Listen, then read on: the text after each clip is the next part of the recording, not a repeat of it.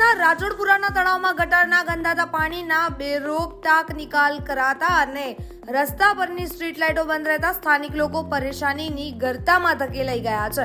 આ સળગતા પ્રશ્નોનો ઉકેલ લાવવા એક સ્થાનિક સામાજિક કાર્યકરે જિલ્લા કલેક્ટરને આવેદનપત્ર પાઠવ્યું છે અને યુદ્ધના ધોરણે તળાવના સળગતા પ્રશ્નોનો ઉકેલ લાવવાની માંગણી કરી છે। રાજોડ તળાવમાં જે પાણી ભરાઈ ગયું છે ગટરનું એના લીધે ઓવરફ્લો થઈ ગયું છે। ત્યારે ઉનાળામાં પાણી ઓવરફ્લો થઈ ગયું છે તો ચોમાસામાં પાણી ભરાશે તો રસ્તો બંધ થઈ જશે કાયમ, તો આસપાસ ગામડાવાળા જે છે એમને બહુ જ તકલીફ પડે છે।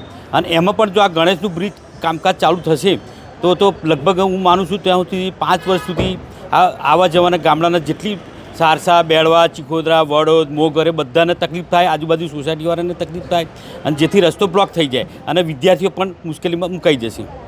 રાજોડ તળાવ આસપાસ અને ચોકફેરથી બધું પાણી છોડ્યું છે, એ બનતો આણંદ નગરપાલિકાનું પણ આણંદ શહેરનું પણ પાણી એમાં ગટરમાં છોડ્યું છે। ચિત્રકોટ સોસાયટી, રાજોડપુરા તલાવડી આજુબાજુ અમે રહીશો રહીએ છીએ, લગભગ 5000થી વધારે રહીશો રહીએ છીએ। છેલ્લા ઘણા ટાઈમથી આના માટે અમે આંદોલન પણ કર્યું છે, પણ સરકારનું પેટનું પાણી હાલતું નથી અને ચોકફેર તલાવડી એમાં રાજોડપુરા તલાવડીમાં ચીખોદરા, આણંદ અને વઘાસી આ બધા જ ગામનું પાણી આવે છે અને એના લીધે આજુબાજુ એટલી દુર્ગંધ મારે છે કે જે અમારે રહેવું મુશ્કેલ થઈ ગયું છે અને સરકાર આના માટે કંઈ ધ્યાન આપતી નથી। અમે વારંવાર રજૂઆત કરવા છતાં આજે આવેદનપત્ર આપવા આવ્યા છે। જો કંઈ આનું નિરાકરણ નહીં આવે તો અમે આગળ વધી સીધા માર્ગે આંદોલન કરીશું। આમાં સાહેબ એક જ કરવા જેવું છે કે જે આ અત્યારે પાણી જાય છે એ પાણી ખાલી કરવા માટે સરકારે બોર મૂક્યો છે, પરંતુ એ પાણી 10 ફૂટ ઉપર કાયમ માટે ભરેલું રહે છે, તો એને 10 ફૂટ ઊંડી કુંડી કરી અને ફરીથી નીચે જો એ બોર ઉતારે તો તળાવનું પાણી ખાલી થાય અને તળાવનું પાણી ખાલી થાય તો જ આ પ્રોબ્લેમ સોલ્વ થાય એવો છે।